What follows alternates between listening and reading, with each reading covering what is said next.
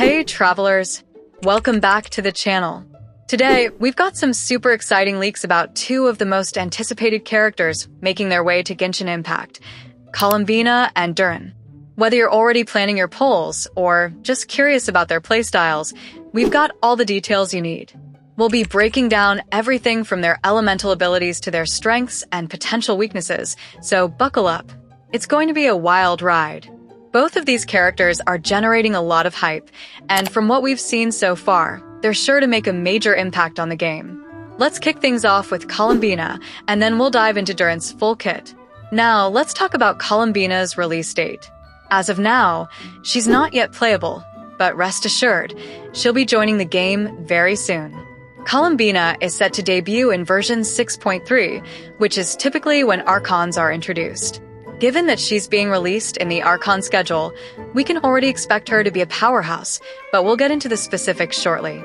Let's break down Colombina's kit, freshly leaked just a few days ago. As a main DPS at high constellations, Colombina can scale her damage depending on the number of specific Nod Krai members in your team, as well as certain factions and regions. If you're planning to build her as a DPS, this will be a key factor to consider. However, as a support, she can trigger all the moon reactions in your team, granting substantial buffs like the Moon Omen and boosting your character's levels. Her elemental burst is also quite unique, resembling Nahida's domain-style mechanic. It buffs Vaporize and offers general buffs, but unfortunately, there's no moon evaporation involved. What's interesting is that her burst is somewhat locked if there aren't many Nod Krai members in your party, so if you're planning on using her, it looks like you'll need to focus on pulling Nod Krai characters. The upside? If you don't intend to make her a main DPS, you don't necessarily need to focus so heavily on stacking Nod Krai characters. The key takeaway is that Colombina's playstyle revolves heavily around her moon reactions, creating a lot of potential for buffing and creating a domain that offers powerful utility. The more constellations you unlock, the more her role shifts toward a main DPS. Next up, let's turn our attention to Durin, a character who has been highly anticipated ever since the first rumors about him surfaced. He's a 5-star Pyro Sword user, and the leaks surrounding his kit are equally as intriguing as Colombina's. So let's get right into it, the sauce. For his elemental skill, things are fairly straightforward. Think Chiori vibes, nothing too flashy at first glance. It primarily restores energy and tweaks his attack pattern, giving him a solid but simple boost. However, his elemental burst is where Durin really starts to shine. His burst comes with two distinct forms. Both revolve around pyro application and buffing, but the twist is that you can't have both at once. You'll have to choose between one or the other. Form 1 offers a massive AoE, applying pyro to multiple enemies, but at slightly lower multipliers. A Form 2 shrinks the AoE, but dramatically boosts the damage output. Now, let's talk Durin's passives, starting with his first talent. This one buffs both forms, but specifically, Form 1 gets a pyro resistance debuff whenever your party triggers a pyro reaction.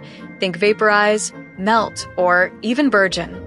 This debuff drops the enemy's pyro resistance by 15%, and that's not all. It also lowers the resistance of the other element involved in the reaction. So if Hydro is involved, Hydro resistance drops too. If Cryo is involved, Cryo resistance drops as well. The only elements not affected are those that can't react with Pyro. For Form 2, Durin's Vaporize and Melt damage are boosted by a huge 40%, which is insane when you think about it. At the end of the day, it's up to you. Do you want Durin to be a dedicated nuker, or do you prefer him to be the ultimate buffing machine for your team? That's the big question you'll have to answer. But here's the catch. Durin's second passive introduces a restriction.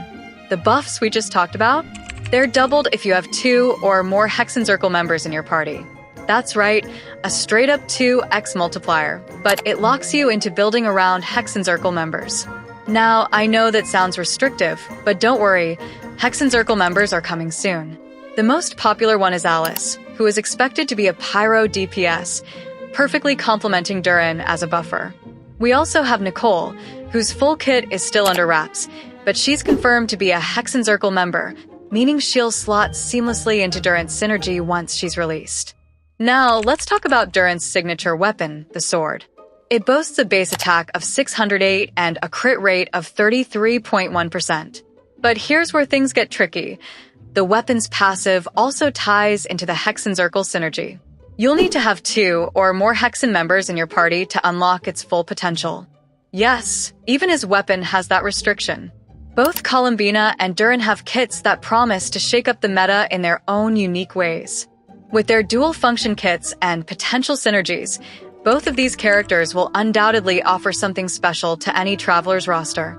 So, what do you think? Are you excited to pull for Colombina or Durin? Drop your thoughts in the comments below, and don't forget to like, comment, and subscribe for more in-depth leaks and updates about Genshin Impact. Until next time, Travelers, stay tuned for more. All right, now we're talking.